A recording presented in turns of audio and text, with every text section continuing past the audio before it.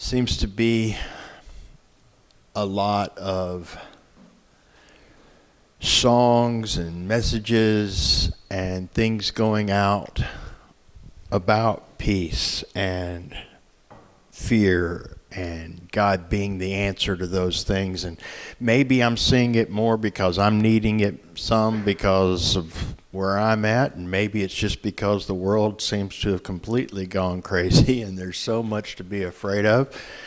But it's not just spiritual outlets. I'm seeing it in, TV shows that are older, even a few years older.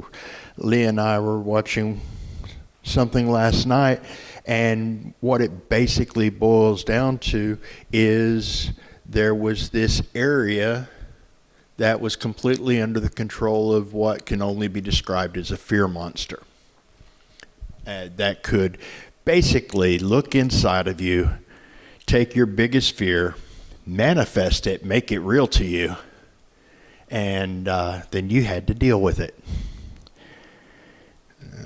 That's kind of the worst. I can deal with clowns, and I can deal with zombies, and I can deal with vampires and werewolves and all of those kind of fictional things. But fear monsters, those are kind of scary because real, at least the one that lives in my head is, because it can take all kinds of fears and magnify them, manifest them, make me believe they're real. And I'm not very good at dealing with them. I think I actually was better at it when I was a little kid.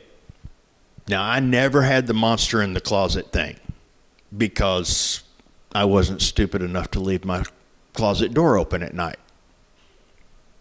The door was shut.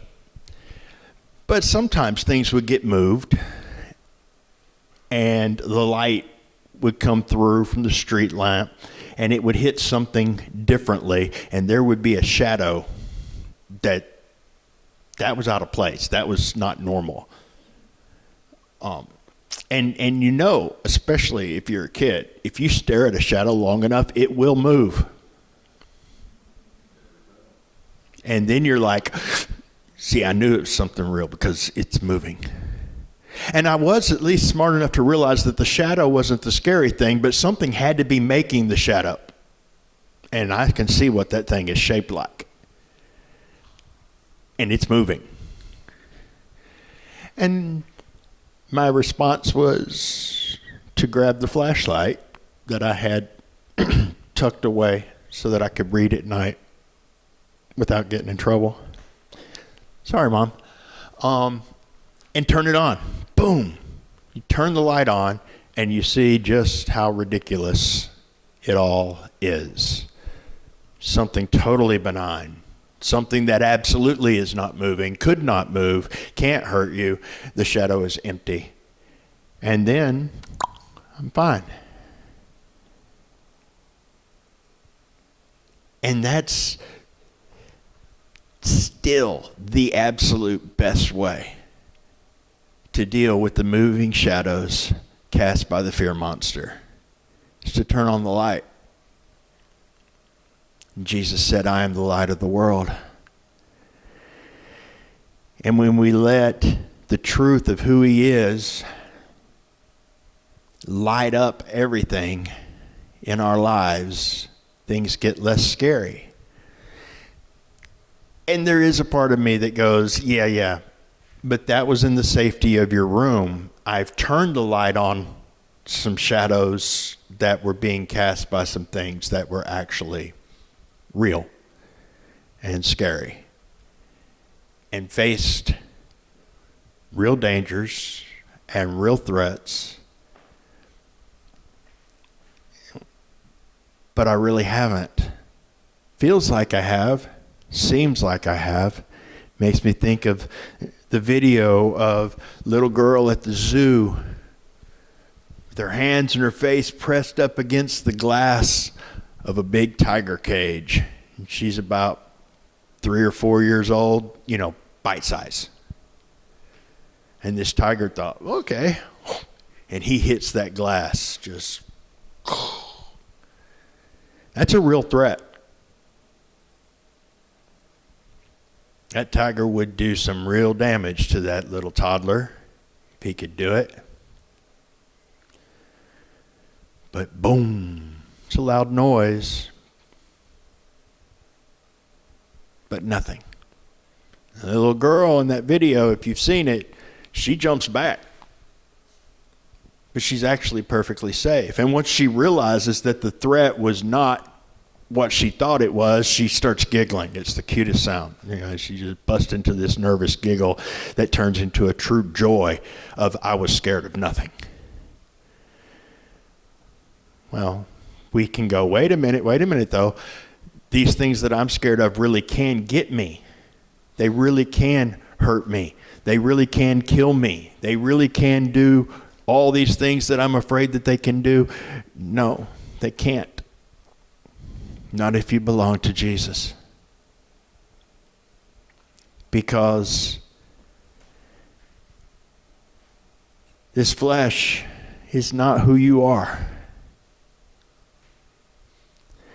See, I have a feeling that after the curse or the enemy and all the things that are still manifesting on this planet get you, and unless we live till Jesus returns, something's going to get us all. Once they finally get us, you're going to wake up in the blink of an eye, looking at the face of Jesus like that little girl looks up at her dad when the tiger tries to get her, and burst into some giggles and realize it never even came close. Wasn't even close. All the pain, all the suffering, all the things that make us afraid on this realm are like the big noise of the tiger hitting the glass. Because this world is not our home, and this flesh is not who you are. And death on this side is not the end. Not even if you don't believe. It's just the end of your opportunity to spend it with the Creator who made you and loves you. But if you're a believer, it's just time to wake up and laugh in the face of Jesus. Everything, real and imagined, that we look out and see that's coming in, all those shadows that are moving, and just something to laugh at in the light of who He is and the eternity in His presence. And you don't have to worry about, well, wait a minute, what if God doesn't want to let me in because I see the shadows in my own heart and in my own mind because I am not a nice person. Sometimes what I'm afraid of is what is down here, the stuff that you try really hard to push down and not let out, and the stuff you don't want anybody to see. The anger or the resentment or the whatever it is. But the thing is, He wrapped Himself in this same flesh so He could face our same fears. And He walked through this life without messing up, doing what we were always supposed to do and couldn't and still can't and never will be able to on our own. And then He faced the ultimate fears. Death and rejection. I mean, let's face it, that's to be rejected by everybody, to feel like you're rejected of God, and to die alone and rejected. It doesn't get much more scary than that. And He did it with a joy. With a joy that in the midst of the pain, in the midst of the fear, in the midst of everything we go through, we can tap into. because he did it for us, and he gave us his reward in exchange for our mess. So we are accepted. We are his. And we're not on the other side yet. But if we can remember that truth, it's like grabbing a spiritual flashlight. And when those shadows start moving, pop, flip that switch, shine that light on them and go, oh, yeah, you're nothing. You're nothing. Or, well, okay, you actually do look like something, but you know what? I know that there is something between me and you. Because I know that my Redeemer lives. Because Jesus didn't stay on that cross. He blew that tomb wide open, rolled the stone away,